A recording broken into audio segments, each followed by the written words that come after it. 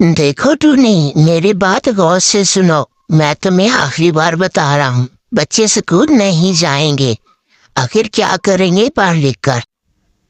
ببلو چڑیا بہت غصے میں بول رہا تھا۔ ٹونی چڑیا بھی بہت پریشان تھی۔ اس کے بچے بڑے ہو رہے تھے، ان کے ساتھ کے سبھی بچے اسکول جانے لگے تھے، لیکن ببلو اس کے بچوں کی اسکول نہیں جانے دے رہا تھا۔ ان کے گھر روز روز اسی بات کو لے کر جھگڑے ہوتے تھے۔ بچے بھی بہت سہمے رہتے تھے۔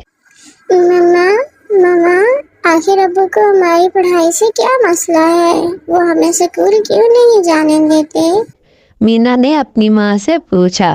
نہیں بچے، ایسی کوئی بات نہیں، تمہارے ابو بس تمہارے لیے فکر مند رہتے ہیں، اسی لیے وہ نہیں جانے دیتے۔ وہ نہیں چاہتے کہ تم دونوں ان سے دور جاؤ۔ ٹونی چڑیا نے جیسے تیسے کہا کہ بچوں کو خاموش کروا دیا، لیکن وہ خود بھی اس بات کو سوچ رہی تھی۔ آخر کہ ببلو چڑیا تعلیم کے اتنے خلاف کیوں ہے؟ ادھر ببلو چڑیا درخت کی ایک ٹہنی پر سوچ رہا تھا۔ آخر اس ٹونی کو سمجھ کیوں نہیں آتا؟ روز روز جگڑتی رہتی ہے۔ بچوں کو اسکول بھیجنا ہے، آپ دیکھو تو اسکول کی فیس، بچوں کا خرچہ، اتنے پیسے کہاں سے لاؤں گا میں؟ اور تو اور یہ اسکول والے روز روز کوئی نہ کوئی مسئلہ کر کے پیسے مانگتے رہتے ہیں، ظالم لوگ۔ یہ کہہ کر وہ وہاں سے اڑ گیا اور خوراک کی تلاش کرنے لگا۔ آج تو بہت دیر لگا دی گھر آنے میں، بچے صبح سے بھوکے بیٹھے ہیں۔ ببلو جیسے ہی گھر پہنچا، ٹونی چڑیا نے شکایت کی۔ ارے ٹونی، خوراک کا ملنا اتنا آسان تھوڑی ہے۔ میں تو کہتا ہوں اب تم اور بچے بھی میرے ساتھ خوراک لینے جایا کرو۔ ارے نہیں جی، یہ تو بہت چھوٹے ہیں، انہیں تو صحیح سے اڑنا بھی نہیں آتا، یہ خوراک کیسے لا سکتے ہیں؟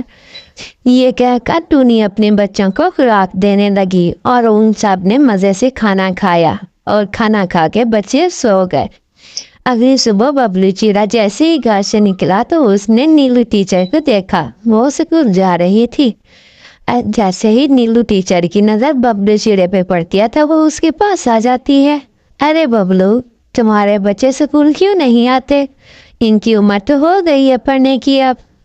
ارے نیلو بہن، کیا بتاؤں، گھر کے خرچے اتنے بڑھ گئے ہیں کہ اسکول کا خرچہ اٹھانا مشکل لگتا ہے، اور ویسے بھی انہوں نے پڑھ لکھ کر کیا کرنا ہے؟ میں سوچ رہا ہوں ان کو بھی کام پہ لگا دوں۔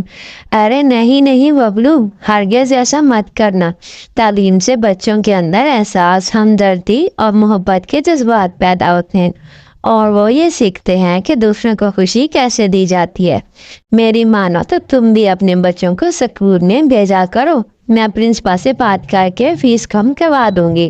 نیلو ٹیچر نے ببلو کو راضی کرنے کی کوشش کی، لیکن بے سود رہا۔ ببلو پر اس کی کسی بات کا اثر نہ ہوا۔ یہ دیکھ کر اس نے اسے اجازت چاہی۔ اچھا ببلو بھیا، میں تو چلتی ہوں، یہ کہہ کر نیلو ٹیچر اسکول کی طرف چل پڑی۔ ببلو چڑیا سارا دن مارا پھرتا رہا، اسے کچھ کھانے کو نہ ملا۔ اب تو اس میں اڑنے کی بھی ہمت نہیں تھی۔ وہ ایک درخت پہ جا کر بیٹھ گیا۔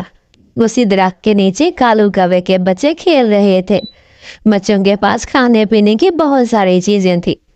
کالو کے بچوں سے میں کیا امید لگا سکتا ہوں؟ جیسا باپ ویسے ہی اس کے بچے۔ ببلو نے منہ میں بڑبڑانا شروع کر دیا۔ کیا ہوا ببلو چاچا، آپ کچھ پریشان لگ رہے ہیں؟ کوکت کی نظر جیسے ہی ببلو پہ پڑی تو اس نے پوچھا۔ کچھ نہیں بچوں، بس اب کھانے کے لیے کچھ نہیں ملا، صبح سے بھوکا پھر رہا ہوں۔ اوہ، کوکو نے ٹھنڈی سانس لی۔ اس کا مطلب ہے آپ کے بچے بھی بھوکے ہوں گے۔ آپ ایسا کریں، یہ لے جائیں۔ کوکو نے بہت سارا کھانا اٹھا کے ببلو کو دے دیا۔ ارے نہیں بچوں، تمہارا باپ غصہ کرے گا۔ ارے نہیں چاچا، ہم ان کو نہیں بتائیں گے، اور ویسے بھی بھوکوں کو کھانا کھلانا ہمارے نبی کی سنت ہے۔ ہماری ٹیچر کہتی ہے جو دوسروں کی مدد کرتے ہیں ان کو بہت ثواب ملتا ہے۔